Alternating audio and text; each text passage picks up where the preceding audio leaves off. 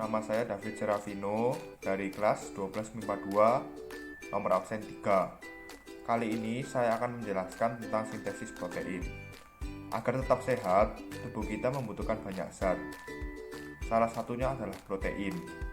Sehingga protein harus dibuat di dalam tubuh kita. Proses pembuatan protein ini disebut sebagai sintesis protein.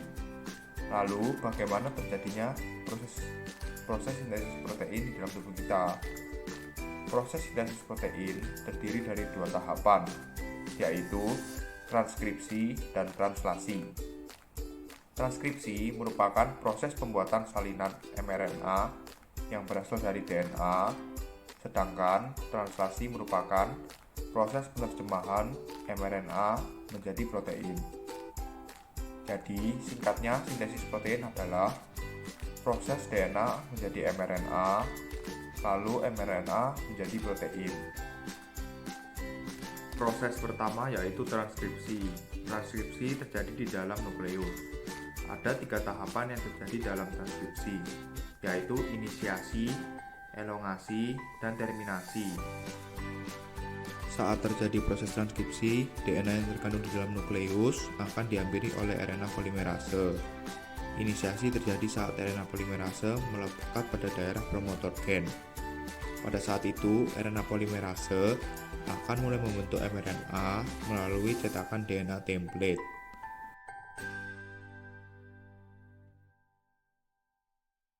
Poin yang harus diingat pada proses transkripsi adalah adenin pada DNA akan berpasangan dengan urasil pada mRNA.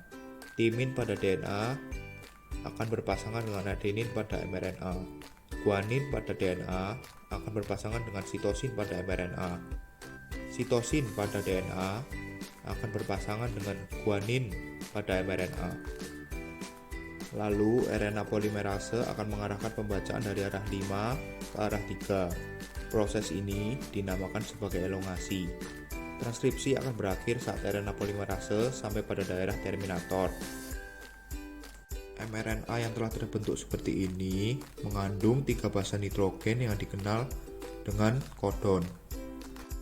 Selanjutnya, mRNA akan meninggalkan nukleus melalui pori-pori nukleus menuju sitoplasma untuk memulai translasi. Setelah menyelesaikan tahap transkripsi, mRNA yang ada di nukleus akan berpindah ke sitoplasma yang merupakan tempat ditemukannya ribosom. Hal ini dilakukan untuk melanjutkan tahap translasi.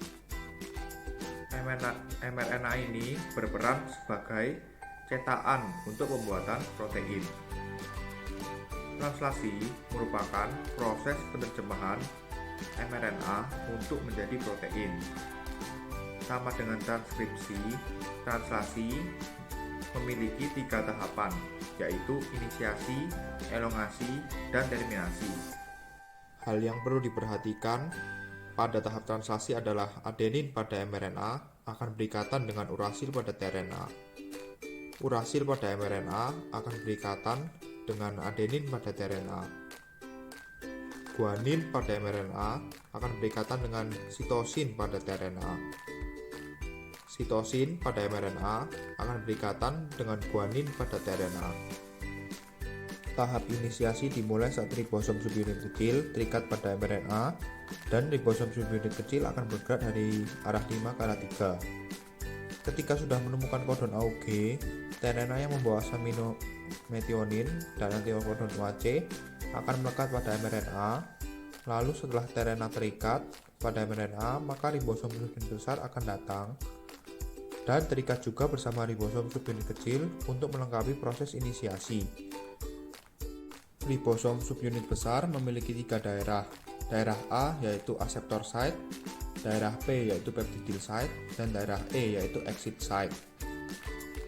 Saat terjadi proses elongasi, asam amino yang lain akan dibawa pada rantai mRNA oleh RNA transfer dengan membawa antikodon. Untuk dapat mengetahui asam amino apa yang mengkode kodon, maka dapat dilihat pada tabel triplet kodon. Selanjutnya, asam amino yang baru ini akan memasuki daerah A. Lalu, ikatan peptida akan terbentuk di antara kedua asam amino pada daerah P. Pada saat itu, ribosom akan berpindah ke triplet kodon lain yang ada di mRNA, sehingga tRNA yang sudah melepaskan asam aminonya akan berada di daerah E dan siap untuk keluar.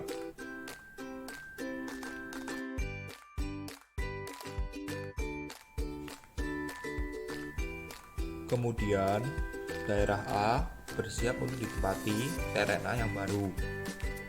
Siklus ini akan terus berulang sampai pada tahap terminasi. Terminasi terjadi saat salah satu dari 3 subkodon berada di daerah A. Kodon ini dikenali oleh protein yang dikenal sebagai release factor. Saat release factor memasuki daerah A, secara otomatis polipeptida akan rilis dari ribosom, dan ribosom pun akan berpisah dan melakukan translasi yang baru. Polipeptida inilah yang akhirnya dikenal sebagai protein. Sekian dari saya, terima kasih telah menonton dan mendengarkan.